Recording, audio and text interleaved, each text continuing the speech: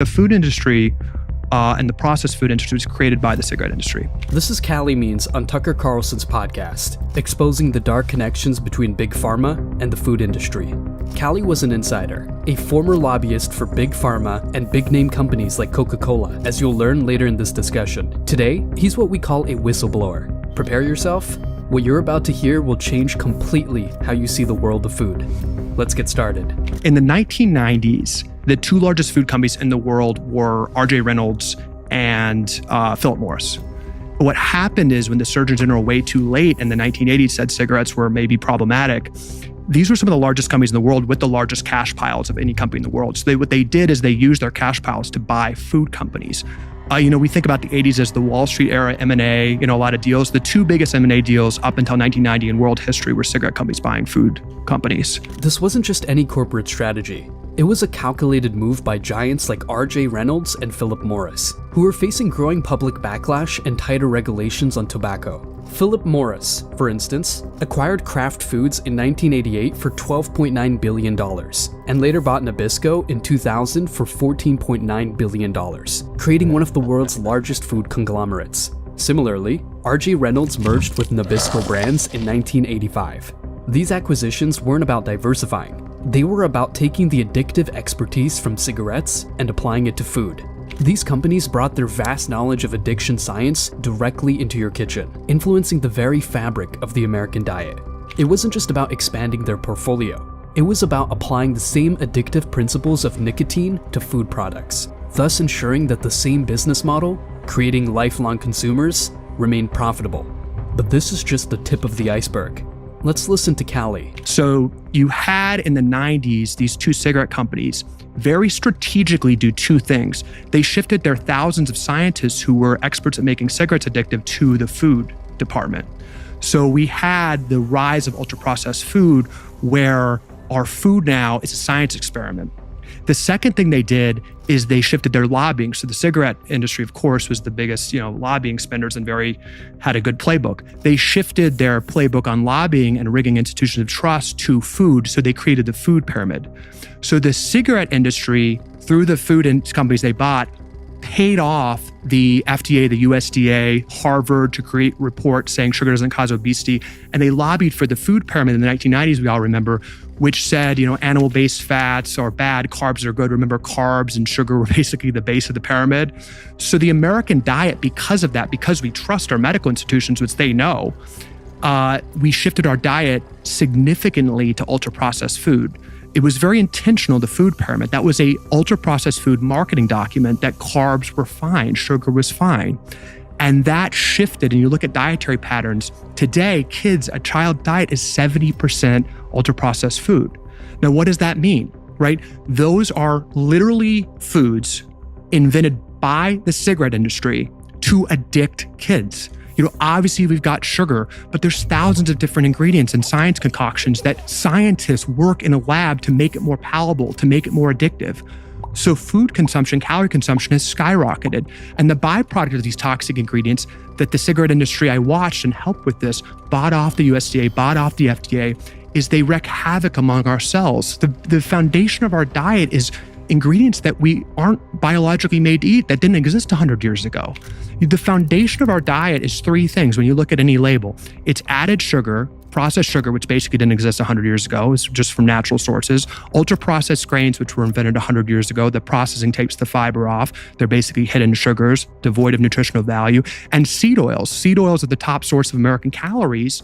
And this is actually seed oils are the top source of American calories. Soybean oil, canola oil. This is the baseline of American calories right now.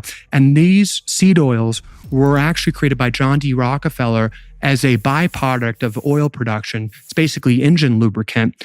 And the Rockefeller and those aligned with him actually lobbied to have this suitable for human consumption. That's how seed oils came into the American diet. They're much cheaper, but they're highly inflammatory. And just by definition, just at the highest level, these ingredients and all the chemicals we can't name that are in ultra-processed food are not natural ingredients that our bodies are made to handle. So there's, as we talk about in Good Energy, this produces a lot of side effects to our cells. The food industry isn't trying to kill Americans.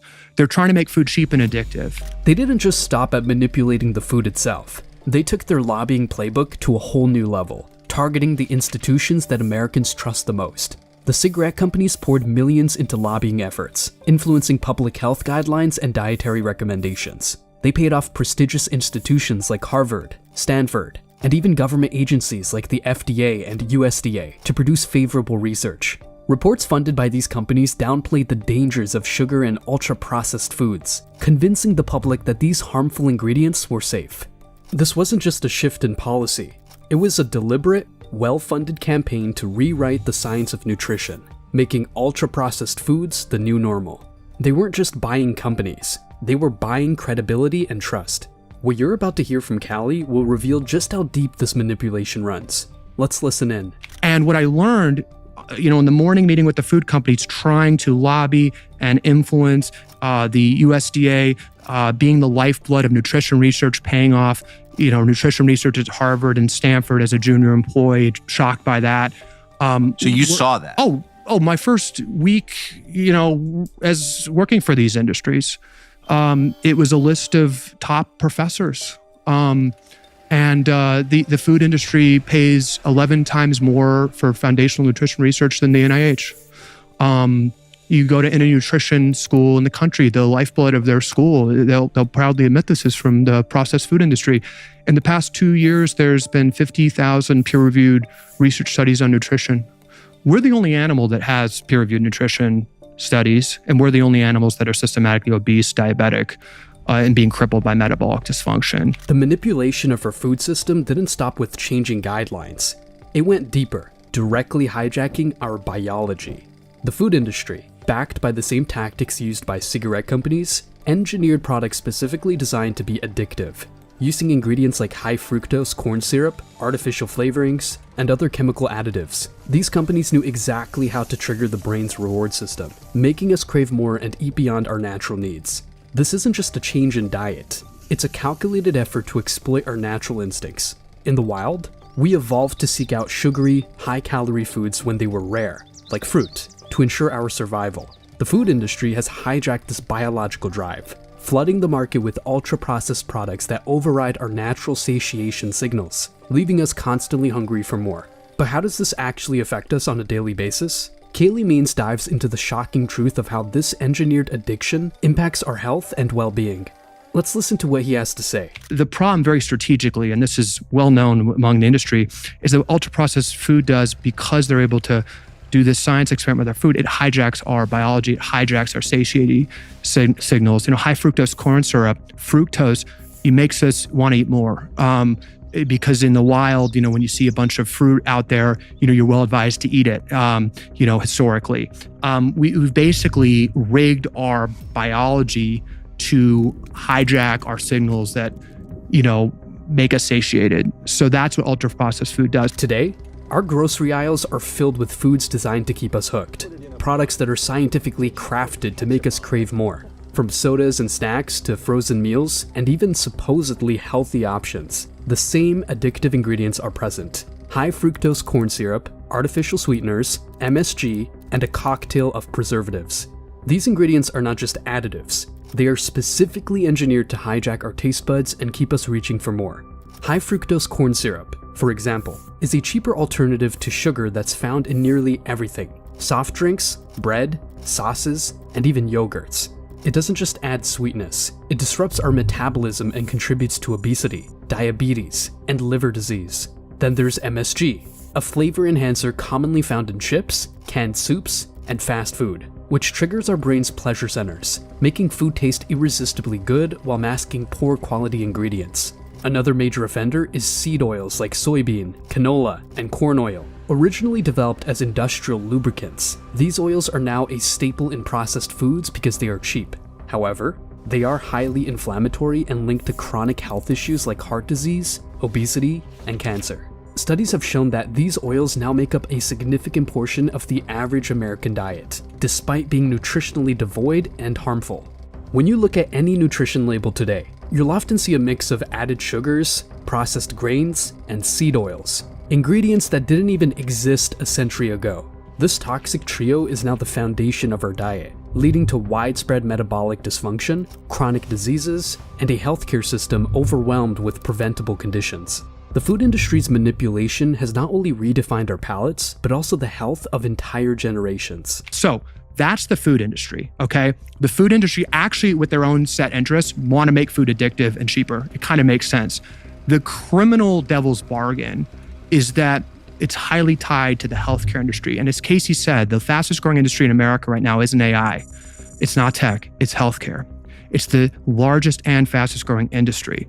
And just as a statement of economic fact, the best thing for that industry is a child getting sick. While many people think of AI or technology as the fastest growing sectors in the US, the truth is far more alarming. As Callie highlights, it's healthcare. The healthcare industry has become the largest and fastest growing sector in America, not because of groundbreaking cures or innovations, but because of the rising tide of chronic illness and disease. From diabetes to heart disease, the explosion of preventable conditions has turned healthcare into a booming business. But here's the harsh economic reality. The system isn't designed to prevent illness, it profits from it.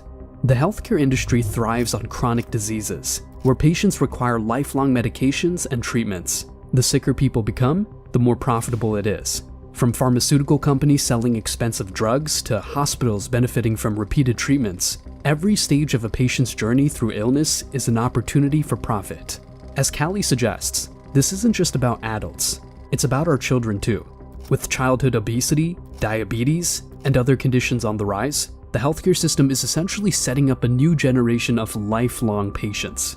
It's a system that benefits from kids getting sick early, ensuring a steady stream of revenue from treatment, not prevention. This chilling reality reveals a deeper truth. The best economic outcome for the healthcare industry is not a healthy population, but one that remains perpetually unwell. Let's get back to Callie as he exposes how this cycle of sickness and profit operates at the expense of our health. When a child gets sick, or any American gets sick with a chronic condition, with diabetes, obesity, kidney disease, heart disease, whatever, they go on a lifetime medication. They go on the metformin, they go on the statin, they have lifetime treatments. And they keep racking up more comorbidities. If you're diabetic, you have an average of 4 other comorbidities. So you keep racking up, but you don't die, you just suffer. You inevitably get infertility, depression. You start racking them up. So that's very good for the medical system to have these chronic conditions that need to be managed. Just from a pure economic standpoint, that's how the system's set up.